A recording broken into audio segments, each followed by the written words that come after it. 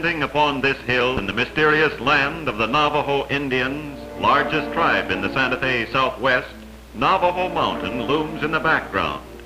According to one of the sacred mountains brought from the lower world in ancient days and placed on earth by first man. Trouble has come to this old Indian. His son is sick, and so he seeks the advice of the seer, or hand trembler as he is known, who lives in this typical Navajo hogan. A Navajo god has been offended by the sick one. Only this has power to determine what treatment is needed to relieve the trouble. How can the witchery of the wrathful god be overcome? Perhaps the power of a higher god will accomplish it through the medium of a sand painting. Together they sit down to strive for spiritual guidance. The father tells the seer what has happened and humbly asks for help. The magic influence of the offended god must be lifted from the sick one, and the seer is willing to assist and will receive a fee of money, sheep, or horses. The seer consults the holy ones. He asks their guidance and inspiration.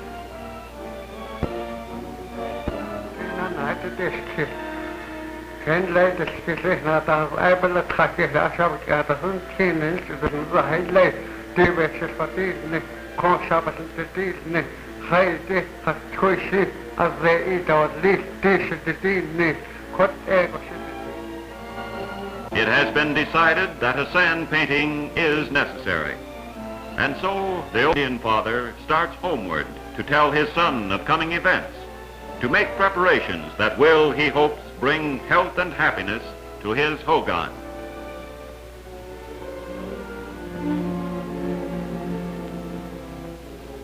The great day has arrived, and early in the morning, the medicine man, almost nude, swings a bull roar as he paces in front of the hogan, driving away evil spirits.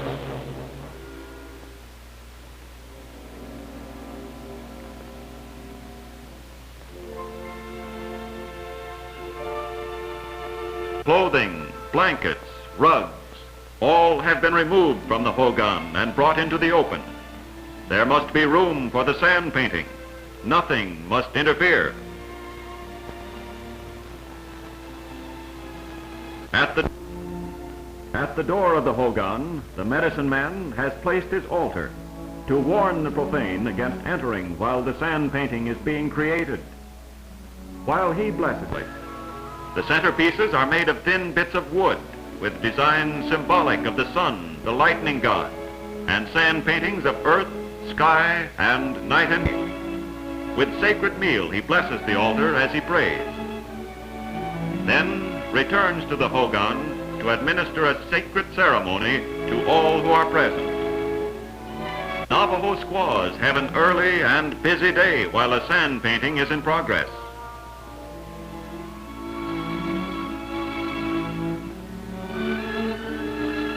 They bring in food for the medicine man and his helpers. The menu this morning consists of baking powder biscuits, tortillas, Indian style, potatoes, cereal, coffee, and sugar.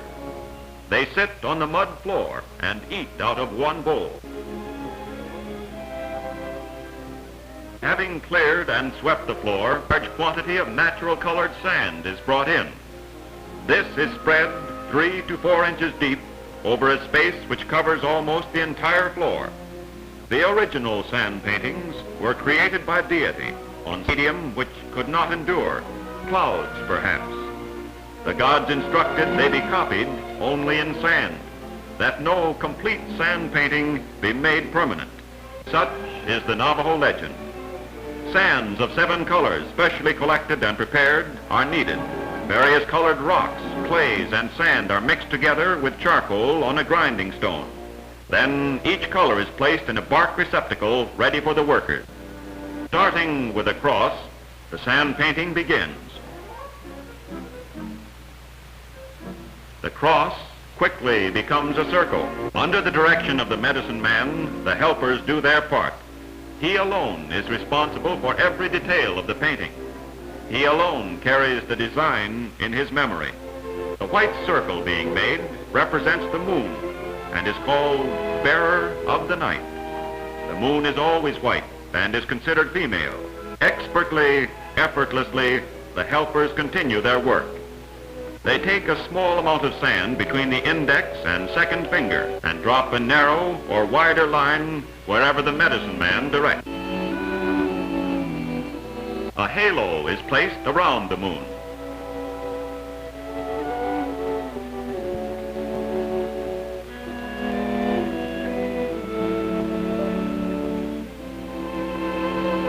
Feathers of 4 different kinds of birds carry the moon, according to Navajo belief.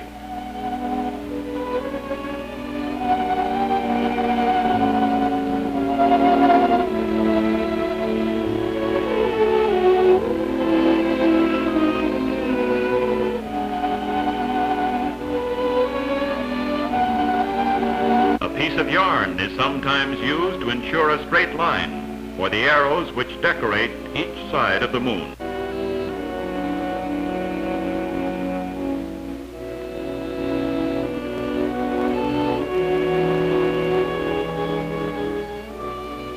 Carefully, each line is made, and the work goes on accurately, as required by the chants handed down from generation to generation. As the painting unfolds, it is recognized as the Sun's House branch of the shooting arrow chant. Either the patient requested this particular chant, or the medicine man decided it was best for the patient's illness. Various chants cover from 1 to 9 days. There are approximately 20 to 25 major chants, and 400 to 500 sand paintings, of which 300 are known. As a rule, women do not perform as medicine men, although some are known to have done so. Many women are well versed in the medicinal flora of the country and are often consulted. Navajos believe that certain elements, animals, or persons cause disease. They are usually represented by deity. If the one offended can be honored in proper fashion, as in a sand painting like this one, he will not only no longer be harmful, but may even bring good. The safety of the tribe lies with the medicine men. There is nothing in their appearance to distinguish them. They are not organized into societies. They are, however, the repository of all the religious, mythical, and practical lore of the Navajo. A sand painter may work an hour and a half or longer without resting. Then he takes a smoke or grinds some sand in case a color is needed. No one pays any attention to time. No one seems in a hurry as the painting progresses.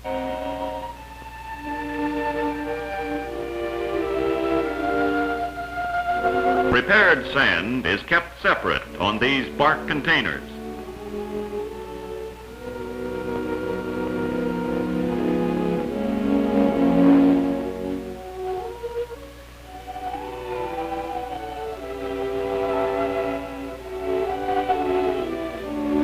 The slender black god just being formed here is known as Denny-Degini, the Holy One.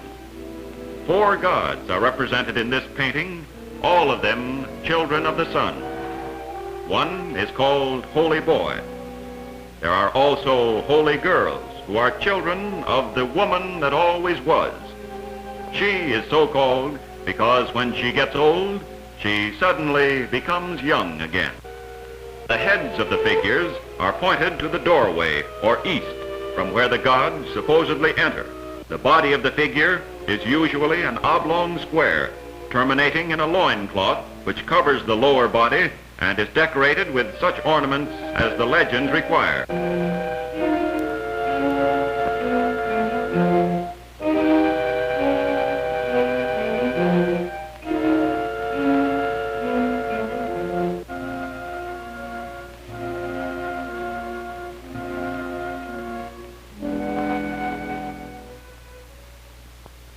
Should a sand painting be woven into tapestry, as is sometimes done, there is some little detail purposely left out. This is insisted upon to avoid the wrath of the gods, and also to prevent a sand painting correctly done from being taken out of the tribe. Here is one of the holy girls, a child of the woman that always was. According to Navajo mythology, there are 2 holy girls.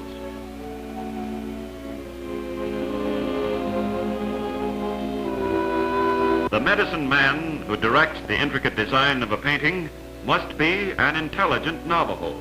He need not learn fast, but he must be accurate and painstaking. In addition to his intimate knowledge of the legends, he knows the habits of birds and animals. He knows plants, their uses, where they grow. He makes long pilgrimages to collect rare plants and cuts them with pollen sprinkling and prayer. He must have good health and believe implicitly in his powers. His training has furnished him with a livelihood, and if successful, he will be called upon often and usually gets a generous fee for his work. However, should he be needed and there is no fee available, he gives freely of his services in the interest of his tribesmen.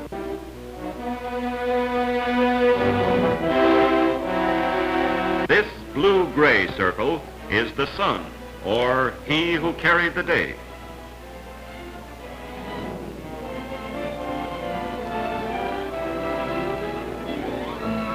As the sand painting nears its climax, even the medicine man takes a hand in the final details. Shadows are beginning to crowd in from the walls. To please the gods, the painting must be finished, its powers must be applied to the patient, and all semblance of it destroyed before sunset. One necessity in the practice of the medicine man's art is his bundle or medicine bag. He may begin collecting its contents as soon as he learns the chant, and he gets the various items in devious ways. The bundle is made of a wrapping of sacred buckskin and holds many things: feathers, rattles, stones, pollen, shells, native herbs, many of them difficult to obtain. The rattles used by the medicine man and chorus of chanters are also kept in the bundle. They are made of buffalo hide. Another item is the medicine sprinkler. All are valuable and carefully guarded. As he prepares for the final act in the healing chant, he handles his paraphernalia with reverent hands. In his eyes, they are holy and belong as much to the gods as they do to him. As the medicine man kneels beside the completed sand painting, we see two circles which represent the yellow wind and the sun, or he who carried the day. Quickly he blesses the painting with sacred meal, east to west, south to north. The patient for whom all this has been done enters and seats himself at the appointed place, awaiting developments. The patient joins the medicine man and, following instructions, consecrates the painting with holy cornmeal from the sacred basket. While he does this, his relatives enter and are quickly seated.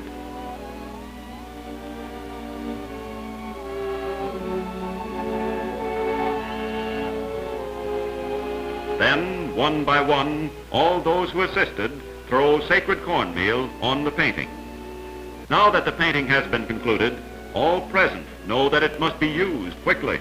It is powerful. The longer it lies, the more likely it is that someone may make a mistake in its presence. The patient, almost disrobed, awaits the final treatment.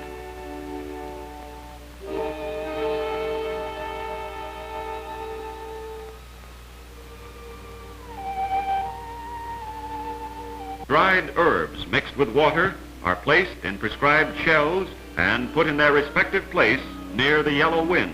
The medicine sprinkler is laid across the shell container.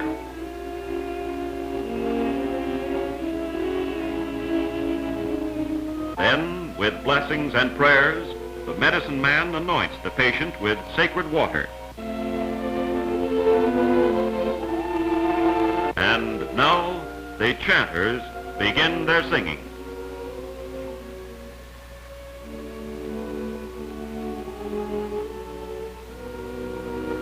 While the chant rises in volume, the medicine man dips the sprinkler into the sacred water and once again blesses the painting.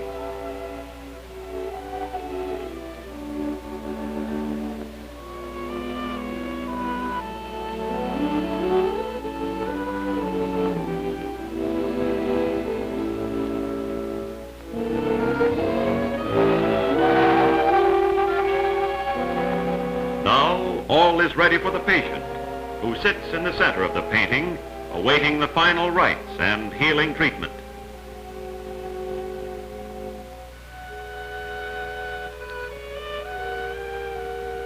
While he remains there, let us look closely at the chanters. Their faces are seamed by the years and a rigorous life. Their faces have an expression of mystical light and satisfaction. The patient, the one sung over, is not only a Navajo, but also one or another of the holy people. After tasting the sacred medicine with the tip of the sprinkler, the medicine man offers it to the patient.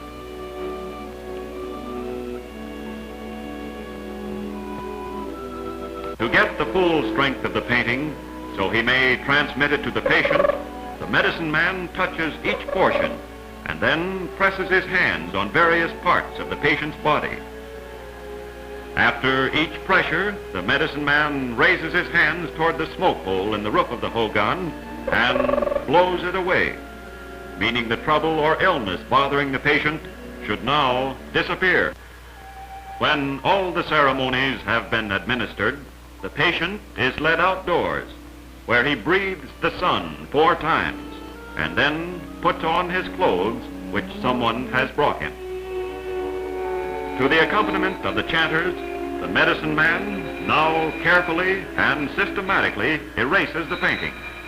The Navajos believe this sand has now absorbed the evil which caused the sickness. To end the sacred ceremony, 4 portions of the sand are gathered by helpers, placed in sacks or blankets, carried from the hogan and deposited in each cardinal direction at a place carefully chosen by the medicine man.